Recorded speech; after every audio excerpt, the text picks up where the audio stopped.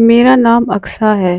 میری والدہ ایک گھر میں کام کرتی تھی اور ادھر سے کچھ پیسے ملتے تھے جن سے ہماری زندگی گزر رہی تھی۔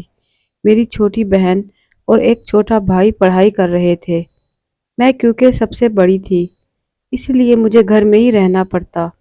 میں کافی دفعہ امی کو کہتی کہ مجھے بھی اپنے ساتھ لے جایا کرو تاکہ میں بھی تمہارے کام میں ہاتھ بٹایا کروں اور جلدی گھر واپس آ جایا کریں، لیکن امی کہتی بیٹا نہیں، ابھی تم جوان ہو، تمہارا ادھر جانا بہتر نہیں۔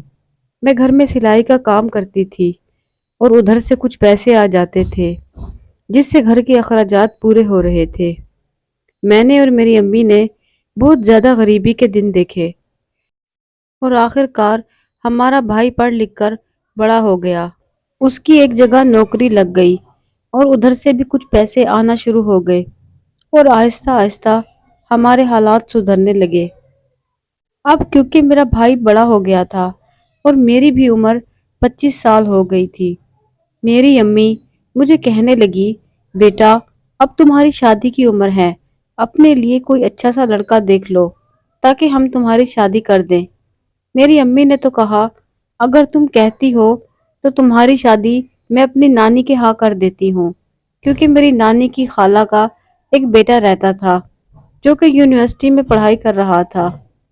گھر میں ذمہ داریاں ہونے کی وجہ سے میں نے خاص پڑھائی تو نہ کی، بس 10 کلاس ہی پاس کی تھی، لیکن میں یہ سوچ رہی تھی کہ وہ تو یونیورسٹی میں پڑھ رہا ہے، مجھے قبول کیسے کرے گا۔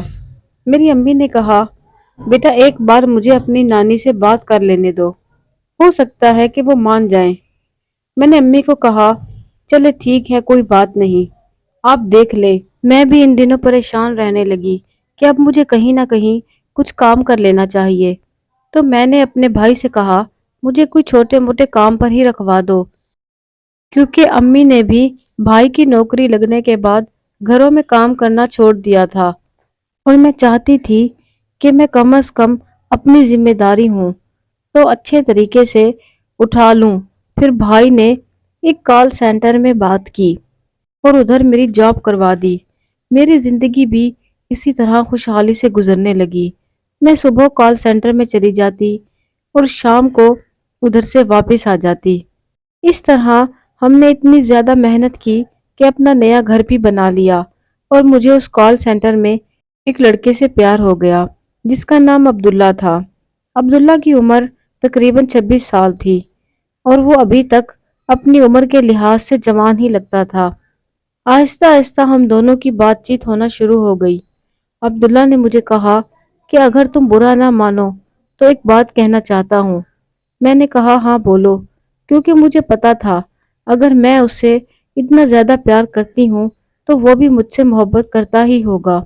پھر عبداللہ نے مجھے بتایا کہ اگر تم چاہو تو ہم دونوں اپنی زندگی اکٹھے بسر کر سکتے ہیں۔ میں نے کہا کوئی بات نہیں، تم پہلے اپنے گھر بات کر لو، میں اپنی امی کو منا لوں گی۔